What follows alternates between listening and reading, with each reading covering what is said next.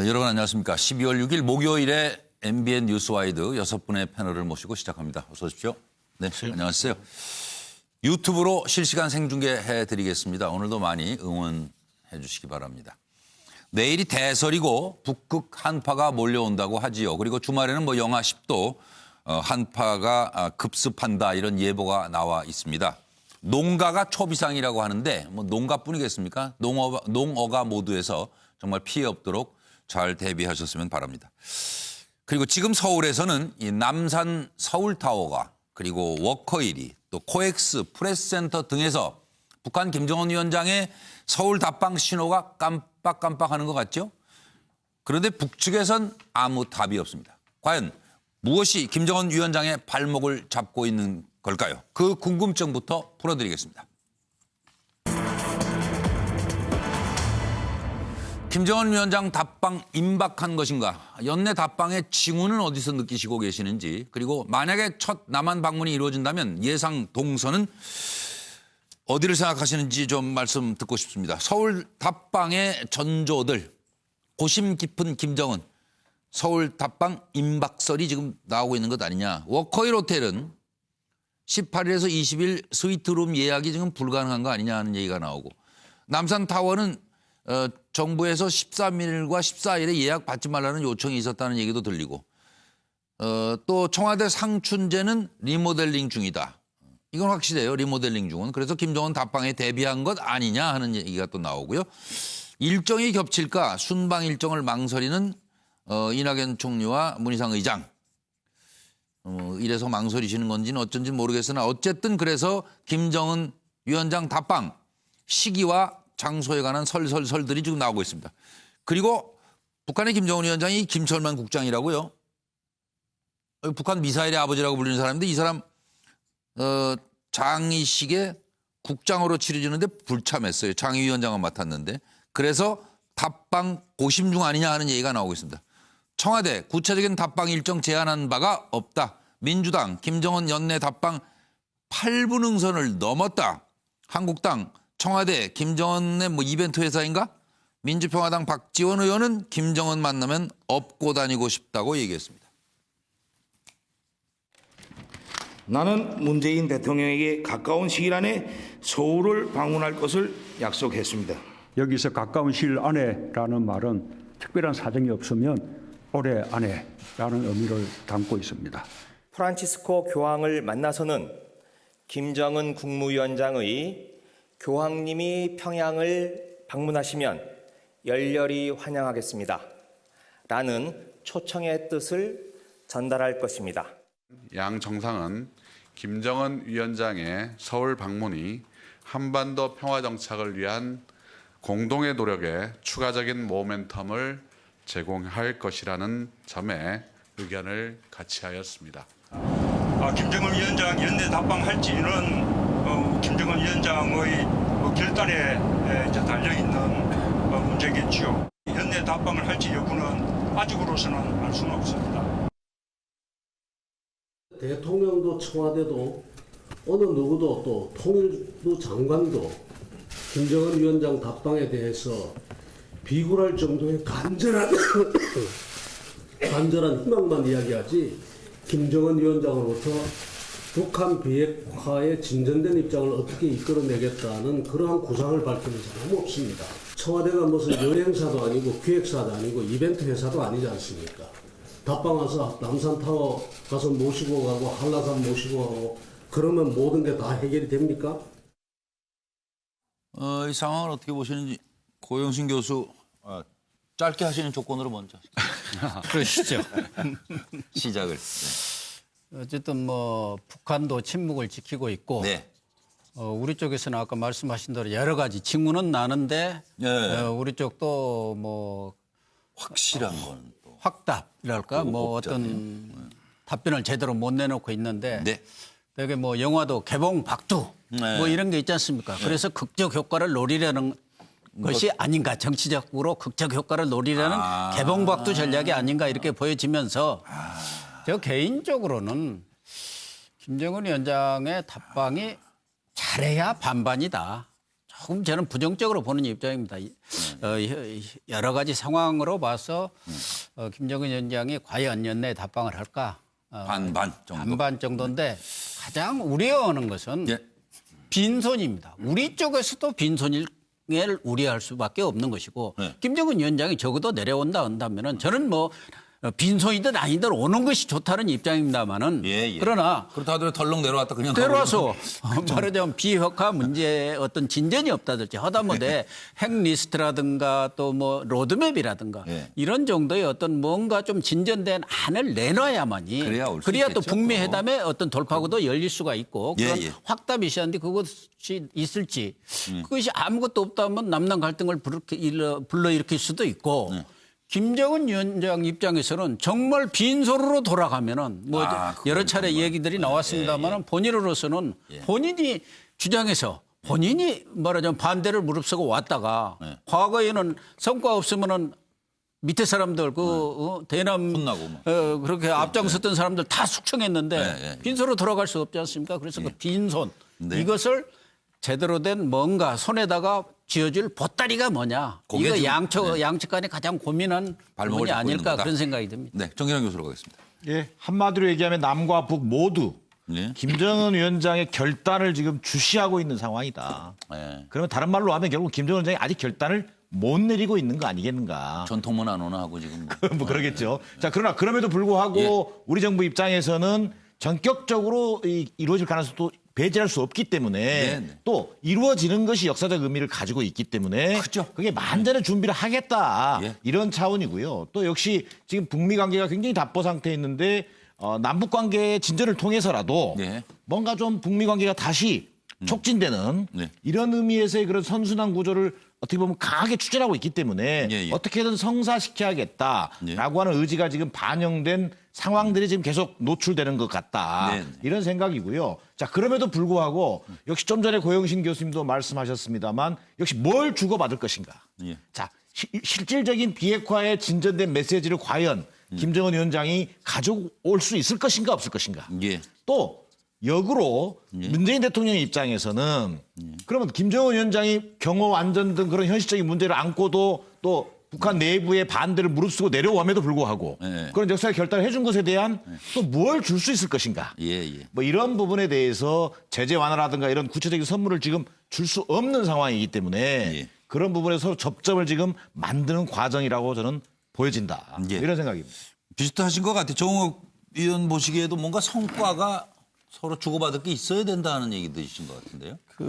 어쩌 성과라는 게 분명히 있는 것이 있어야 될 것이고, 근데 그러면 발표에 대해서 왜 이렇게 신중하냐? 그러니까 국가 대 국가 서로 다 원래 그 정상 간의 만남에 대해서는 주로 이제 동시 발표라든가 상당히 서로를 배려하고 존중하면서 이루어지는 게 통상적인 겁니다. 그러니까 한쪽에서의 발표가 일방적인 것이 아니라 아마 그런 배려의 측면도 있어 보이고, 저는 기본적으로 답방에 대한 가능성 상당히 열려 있다고 봅니다. 그러니까 요즘은 지난번 순방 때 문재인 대통령이 트럼프 대통령을 만나서 관련해서 여러 가지 대화를 나눴을 겁니다. 그리고 어쨌든 간에 지금 비핵화라든가 여러 둘러싼 그 핵심적인 의제는 남북 정상 간의 만난 이후의 발표가 아니라 그건 미북 정상 속에서 나올 것이고 다만 지금 문재인 대통령은 중재자 역할을 한단 말이죠. 그런 상황에서 김정은 위원장이 굳이 만나지 않을 이유가 없는 것이고 그 여당 쪽 약속한 부분도 있기 때문에 다만 지금 상당히 신중을 하고 신중에 거듭하는 것은 여러 가지가 있겠습니다만은 좀 더 예를 들면 그 안에서 물밑에서 지금 움직임이 계속 있지 않습니까? 북미 간의 대화의 움직임도 있고 오늘 밤에 강경화 장관과 폼페이오 국무부 장관 만나서 계속된 그럼 좀 더 진전된 나름대로 뭐 제재 완화가 됐든 뭐 어떤 내용들을 지금 논의가 하고 있고 그거를 좀 더 극대화시켜서 얻으려고 하는 게 있을 겁니다 분명히. 그러나 전체 남북 정상 답방과 관련해서는 그거는 좀 결은 좀 다르다. 지금 뭐 비핵화에 대한 어느 진전되고 구체적인 입장을 내놔야 된다. 그거는 북미 간의 정상에서의 나올 얘기고 남북 정상 간에서의 만남은 오히려 북미 정상회담 내지는 미국의 움직임을 더 촉구시키는 촉매제 역할을 할 수 있기 때문에 저는 가능성이 열려 있다고 봅니다. 김성환 평론가로 가겠습니다. 저는 문재인 대통령이 답방 언급을 한 것은 북측과 나름의 조율이 있을 거라고 생각합니다. 그러니까 지금도 계속되고 있을 거라고 생각하고요. 그래서 연내 답방 가능성이 현실성이 이제 높다고 저는 보고 있습니다. 왜냐하면 그동안에 지금 현재까지 올해 2월부터 시작해서 지금까지 오는 동안에 우리의 예상을 깨는 일들이 굉장히 많았거든요. 그러니까 우리가 기존에 생각했던 패턴하고 벗어난 서로 간의 약속이라든가 문재인 대통령하고 김정은 위원장의 신뢰 문제라든가 이런 것들이 계속 있어왔기 때문에 틀림없이 뭔가의 어떤 물밑 조율이 있을 것이다. 이렇게 생각을 하고요. 근데 저는 이제 김정은 위원장 답방 문제에 대해서 북한 내부의 어떤 문제를 설명하고 싶은데 우리는 뭐 북한 내부에서 김정은 위원장 답방을 말리고 있다 이렇게 얘기를 하고 있지만 그거는 일부 참모라든가 군부의 일부 사람들의 얘기일 수 있다. 그러니까 지난번에 문재인 대통령이 평양 갔을 때 능라도 체육관에서 그 많은 사람들 모아놓고 연설하고 이렇게 했잖아요. 그러니까 문 대통령이 와서 그렇게까지 북한 주민들한테 남쪽의 어떤 평화의 의지라든가 이런 것들을 얘기했다 그러면 북측 주민들도 굉장히 김정은 위원장의 서울 답방 문제에 대해서 기대감이 이제 높아질 거라는 거죠. 그러니까 그런 것들에 대해서 김정은 위원장이 생각을 안 할 수가 없다. 그러니까 북측에서 최고 존엄이 얘기하는 부분에 대해서 틀림없이 뭔가 이루어질 것이라고 하는 기대감이 있을 텐데 그 실망으로 돌아서는 안 된다. 그렇죠. 그렇게 갈 경우에 김정은 위원장한테도 굉장히 부담스러울 것이다 이렇게 보고요. 그 우리 입장에서 사실 문재인 대통령이 연내 답방 문제 꺼내고 난 다음에 청와대는 사실은 답방 얘기라든가 아니면은 시기를 언급하지는 않고 있어요. 근데 벌써부터 막 뜨겁게 뭔가 분위기가 달아오르잖아요. 그러니까 이런 분위기가 적정하게 달아오는 어느 시점에서 전 답방 터뜨린다. 그렇게 될 가능성이 있지 않을까요? 그럼 내일? 그렇게 생각하고 있습니다. 내일은 아닐 것 같고요. 평론에 고수이신 고영신 선배가 고영신 기자가 반반 그러는데 한 반반만 하지 상당히 진도가 좀 나갔는데요. 김정은 평론가는 올 것 같다는데 서 변호사는 어떻게 보세요? 저는 이게 일단 제 개인적으로는요. 예를 들어 이게 그 실질적인 비핵화하고요. 그다음에 우리 억류자나 인권 있잖아요. 우리 국민들 이 두 가지 안 하고 두 가지를 이렇게 안 하면 저렇게 개인적으로는 반대하지만 저렇게 질문이 그게 아니고 바로 이 그 객관적인 평가. 가능성 예측 아닙니까? 침묵하는 속내. 저는 이게 제 개인적 객관적으로 예측을 해보면요.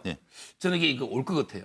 왜냐하면 이게 반대 시위나 또 이게 경호 문제로 철통 보안을 지금 유지하고 있지만 저는 이게 남북 간의 묵시적으로 연내 방문, 깜짝 방문 가능성이 상당히 높아 보인다.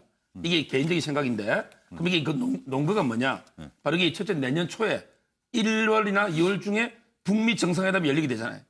근데 반드시 그 전에 남북 정상회담이 열리게 되거든요. 왜냐하면 이게 바로 촉매제가 되기 때문에 따라서 그 역산해 보면 올해 연내 아니면 이게 빨라도 연초가 더 어렵기 때문에 저렇게 연내 가능성이 첫째 높고요. 그다음에 두 번째는 과거 역사를 보면 2차 지금 이게 3번 만났는데 2차 때는 어땠어요? 당일날 이게 뉴스 보고 알았어요. 그래서 이게 과거에도 보면 그래서 이게 그 최고 존엄의 방문은 철저 보안. 따라서 이게 그 당일이나 바로 며칠 전에 이런 게 알려진 게 많기 때문에 저는 이게 이번에 상당히 가능성이 높다. 이래 보면 태영호 공사도요. 상당히 저와 비슷하게 비핵화 관계없이 뭔가 이게 그 방문의 가능성이 높은 것처럼 이야기하는 걸 들었습니다. 다 됐는데 전격 발표를 위해서 지금 가만히 있는 거다? 전격 발표죠. 그렇죠. 경호나 또 이게 반대 시 이런 것도 여러 가지 있기 때문에. 그동안에도 예측이 좀 맞았던가요? 저는 이게 거의 틀리니까요. 나 상당히 또 논 것까지 되면서 얘기하길래 뭘 아나 그랬더니 참 김한규 변호사. 일단은 그 북한에 대한 이미지는 그전 세계에서 그 못 믿는 집단, 거짓말하는 집단의 어떤 불신의 어떤 이미지가 훨씬 강합니다, 사실. 미국 언론도 또 그렇잖아요. 지금 CNN 또 보도를 보면. 그렇죠. 그런데 어떻든 간에 지금 남북 지도자가 굉장히 오랜 기간 동안에 그 만나서 이제 평양에서 공동선언을 했는데 연내에 방문하겠다. 물론 그게 무슨 각서 써서 뭐 사인하고 이런 의미라기보다는 본인이 말을 했다. 근데 이것도 지키지 않으면은 과연 어떻게 할 것이냐라는 어떤 그 당사자 간의 어떤 그 초심이 우려가 있기 때문에 방문은 하고 있고 할 가능성이 굉장히 높다고 보고요. 다만 그 뭐 의전이라든가 경호 문제로 인해서 뭐 미리 뭐 예를 들면 뭐 15일 나오고 17일 나오고 18일 온다 이런 걸 미리 발표하는 것은 굉장히 좀 적절한 것 같다. 근데 다만 어차피 미국과의 관계에서 이 비핵화라든가 체제 안정 문제는 사실 미국과의 관계가 결정될 사안이기 때문에 이 남북 관계에서는 좀 더 가벼운. 왜냐하면 북한 지도자가 우리나라에 오는 것은 사실 처음이지 않습니까? 그래도 온다는 자체가 큰 의미가 있고 이면 어느 정도 평화 구축의 의미는 있으니까요. 그래서 다만 이제 가벼운 어떤 성과, 선물 정도는 가벼운 정도의 성과. 그건 남북한이 좀 고민을 해봐야겠죠. 하기야 사실 뭐 자주 왔다 갔다 하기 시작하면 뭐 매번 꼭 성과를 내야 되는 것도 아니잖아요. 계속 오가는 자체가 왔다 갔다 하는 것만 해도 엄청난 사실은 일이에요. 그렇게 생각합니다. 그래서 이번에 만약에 남한의 답방이 이루어진다 할 경우에 예상 동선은 어떻게 여러분은 예상을 하시는지 예상 동선 추정 그리고 여길 가고 싶어 할 것 같다. 그 얘기 요거 짧게 짚고 넘어가겠습니다. 예. 전 세계 모든 분들에게 크리스마스 선물치고는 최고의 선물을 하는 거죠. 이 지구상의 재앙인 북한 핵 문제의 해결의 길로 성큼 나가잖아요. 그렇게 여러 가지 날짜를 따져보니까 17일 날에 기일이고 김정일 위원장의 기일이고 그런데 그 후로 약 20일까지 북한은 연말을 정산하는 그런 총화대회가 있어요. 그렇기 때문에 어쩔는지 모르지만은 그것보다 더 우선이죠. 18일 날 그렇게 왔으면은 진짜 제가 만나면 업고 다니고 싶어요. 김정은의 서울 답방을 꼭 실현해야 한다고 생각합니다. 김정은이 부담을 가지지 않도록 비핵화 문제와 연결시키지 말고 이번 기회에 한국의 자유민주주의 체제를 학습시키는 기회로 삼도록 해야 합니다. 광화문 광장에서 백두 칭송, 백두 소대의 김정은 만세소리와 함께 백두 청산, 김정은 세수통치 반대의 목소리가 함께 울려나오는 자유민주주의 혼성 사부 합창단의 모습을 그대로 보여주어야 김정은이 남과 북의 체제와 이념의 차이를 인정하고 김정은의 서울 답방이 목적했던 학습 효과를 거둘 수 있습니다. 야, 잠깐만 이번에 정우가 위원부터 지금 이게 태영호 공사 전 공사가 비핵화 연결시키지 말라는 얘기를 하네요. 그게 사실은 합리적인 얘기죠. 그러니까 비핵 핵과의 문제라는 거는 경제 제재는 사실은 주요 의제는 북미가 미국과의 어젠다고. 그렇죠. 어젠다고. 우리는 이제 다른 측면에서 그걸 자꾸 촉매제 역할을 하기 위한 그런 움직임을 지금 계속 가지고 있는 것이고. 저는 이번 방문에서는 한라산 여러 등등 그건 다 예정을 해볼 수 있고요. 이게 방점은 저는 경제라고 봅니다. 지금 김정은 위원장이 그 비핵화라는 걸 들고 나왔을 때는 경제 붕이거든요. 그래서 우리나라 IT밸리라든가 삼성이라든가 야경 예를 들면 잠실 월드 KTX 이런 형태로 계속 북에 도움이 될 수 있는 어떤 경제적인 측면 그런 관점에서의 움직임이 주가 될 것으로 보여집니다. 아, 예, 그렇네요. 김성환 평론가. 저는 삼성전자 기흥공장 방문할 거다 이런 얘기가 나오고 있는데요. 상징적인 측면에서는 그럴 수도 있다고 생각을 하는데 다만 북한 현실에서 북한 경제 현실을 들여다보면 삼성전자 반도체 공장이 바로 들어가긴 좀 어렵잖아요. 그거는 이제 상징적인 조치로서 갈 수 있는 부분이고 실리적인 것하고는 좀 거리가 멀다. 근데 북쪽 입장으로 보면은 해외 투자를 유치하는 게 제일 큰 과제 중에 하나잖아요. 그럴 거예요. 그러니까 북쪽은 이른바 이제 전 세계에서 바라볼 때 미개척지에 해당이 되는 곳이니까 북쪽이 어떤 가능성을 보여주고 우리도 이런 것들을 할 수 있다고 하는 점, 또 배우고 싶어 한다고 하는 의지를 보여준다고 하는 점에서 IT 창업센터 같은 데 가지 않을까. 그러니까 우리가 이제 보통 북쪽을 설명할 때 우리는 인프라를 계속 깔면서 2G부터 시작해서 지금 LTE까지 오고 5G까지 가잖아요. 또 북쪽은 바로 5G로 넘어갈 수도 있다. 그런 점에 있어서 북쪽의 입장에서 가장 적합한 경제 현실에 맞는 부분들은 창업 보육센터나 이런 데를 가는 것이 맞는 거 아닌가. 점프업할 수 있죠, 그렇게. 그래서 신기술로 바로. 이번에 서울 답방을 할 때 서울 선언을 한다 그러면은 그동안에 이제 북미 협상보다 조금 더 우리가 한 발 앞서가는 모습을 보였잖아요. 그래서 경제 문제에 제일 중점을 둬서 남북 간에 앞으로 비핵화가 진전되면 경제 문제가 이렇게 될 수 있다고 전 세계에 알리고 우리는 핵을 던질 수 있다고 하는 의지를 역으로 보여주려고 할 것이다라고 그럴 생각합니다. 수도 있네요. 경제 문제를 이렇게 같이 협력하기 위해서 비핵화로 가기로 했다. 우리는 경제를 간절하게 원하니까 비핵화가 돼야 되는 거니까요. 맞아요. 그러면은. 그걸 보여줄 수 있다. 이번에 정인환 교수님. 앞서 정은갑 위원님도 말씀하셨습니다만 저도 그 기본적인 일정의 포인트는 경제 우선 일정이 될 것 같다.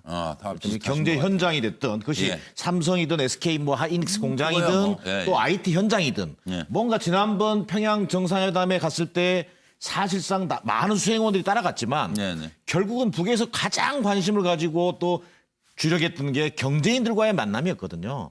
그런 것처럼 그게 가장 큰 일정이 될 것으로 보여지고요. 그럼 KTX 타고 그거 싶다니 KTX 타고 싶다니까. KTX도 하나의 그거 타고 저 현장 방문 한번 그렇습니다. 하고. 그것도 충분히 가능한 얘기고요. 굳이 하나 정도 추가한다면 저는 김 회장이 가서 얘기했다잖아요. 타보고 이거 오빠 아주 좋더라고요. 그렇죠. 그 다음에 하나 추가한다면 백록담에 이어진 게 소위 이른바 한라산 백록담에서의 두 정상이 좀 보여주는 뭔가 역사적인 장면. 괜찮을 것 그리고 또 제주라고 하는 곳이 결국은 그 모친인 고영희 씨의 고향이기도 네, 하고 지금도 그렇습니다. 가족 묘지가 있다고 하지 않습니까? 예. 그런 면에서 뭐 그날의 기후라든가 일정에 따라 달라질 수도 있겠습니다만 그 정도 한번 생각해 볼 수 있을 것 같습니다. 김한기 변호사는? 예, 저는 그냥 아주 구체적으로 그냥 저희 상상입니다. 예, 그냥 KTX타고 또 울산 쪽으로 가지 않을까. 그래서 뭐 자동차라든가 중고업이라든가 사실 그쪽에 그러니까 SRT 타도 되고요. 어차피 SRT든 KTX든 먼 미래에 있어서 우리 국민들한테 어떤 상상을 심어주냐면 이게 철로가 어쨌건 신해주 북한까지 이어질 것이다 언젠가는 이런 어떤 국민들에게 이미지도 보여줄 수 있고요. KTX 타고 울산 간다. 예, 또 울산 이 동네 이 지역 자체가 굉장히 우리나라에선 전 세계적으로 좀 자랑할 수 있는 산업단지이기 때문에 네. 예, 외국에서 많이 보여줄 거리도 되고요. 예, 물론이죠. 예. 그리고 서정욱 변호사는 그럼 어디 갈 것 같아요? 저는 이게 그 비행기하고 KTX하고 차하고 세 개를 적어봤는데 일단 이게 비행기 타고 마지막 날에 한라산은 꼭 갈 것 같아요. 왜냐하면 이게 평양에서 백두산을 갔기 때문에 그럼 이게 서울에서 한라산 그런 게 갈 거고요. 예, 그다음에 이 일정 KTX는 꼭 마지막 타볼 날. 것 같아요. 예, 예. 근데 이 KTX 타고 평창 갈 수는 없잖아요. 또 이게 울산은 멀어요. 그럼 이게 어디 천안아산역쯤에 바로 이게 삼성전자 이 정도는 이게 KTX 철도에 관심이 많기 때문에 김여정도 이게 4번 탔어요. 따라서 이게 그 아산의 삼성전자 쪽 KTX. 그다음에 차로 간다면 저는 이게 남산타워하고 서대문 형무소. 제가 이게 한번 말했지만 50년에 6.25 때 김일성 할아버지 남한에 와서 가장 먼저 방문한 게 서대문 형무소입니다. 왜냐하면 이게 항일 열사들이 좀 이게 그 호리설에 있는 곳이에요. 그래서 이게 할아버지 그 상징 서대문 형무소하고 남산타워는 이게 3층부터 이게 딱 분리되어 있거든요. 거기서 이게 야경 서울 전체를 보면 멋있잖아요. 따라서 이게 그 한 4개 정도를 적어봅니다. 야, 완전히 뭐 다 알고 있는 것처럼 구체적이에요. 저도 이게 제 예상을 한번 맞은 적이 없으니까. 아니. 제가 프로젝트를 같이 하고 있는 것 같아요. 그럴 정도로 구체적이죠. 그러니까 젊은 평론가들은 구체적이에요. 그래서 제가 제일 끝에 모셨어요. 고영신 교수님. 참고로 저는 어떤... 뭐 다른 얘기는 다 했는데 KTX를 타고 지금 문재인 대통령이 연내에 꼭 하겠다는 게 남북 정상회담. 그러니까 김정은 위원장은 답방, 종전선언. 그리고 철도 연결식, 착공식이에요. 철도 연결, 남북 철도 연결 착공식인데 종전선언은 지금 할 상황은 아니잖아요. 또 뭐 미국이 지금 들어와야 미국에 합의를 해야 되는 거지. 그러나 착공식은 철도 연결 착공식을 할 수 있지 않겠느냐. 그래서 아까 뭐 울산을 간다고 그러는데 울산까지 너무 동선이 길어가지고 경비, 경호 뭐 이런 것들이 좀 오히려 어렵지 않겠냐. 오히려 김여정이 같은 평창에 가가지고 KTX 타고 가서 그 근방에 있는 강원도 가서 동해선 문재인 대통령하고 같이 착공식을 하면은 이건 뭐 제재에도 걸리는 거 없잖아요. 착공식 자체. 설득력 있으시네요. 이것만 하더라도 충분한 남북 경협의 어떤 모멘텀을 줄 수 있는 그런 거 아닌가 보입니다. 뭐 비핵화 이런 부분에서는 진짜는 현실적으로 어렵다고 본다면은 오히려 남산타워 갔다가 슬슬 걸어 내려다 보면 MBN이에요, 바로. 어떻게 연결이 되시면 저희 출연도 좀 서 변호사가 출연 섭외가 가능할까요? 많이 하는 것 같으니까. 말씀대로 하신 거예요? 네. 하여튼 이런저런 상상을 좀 해봤습니다. 즐거운 상상을.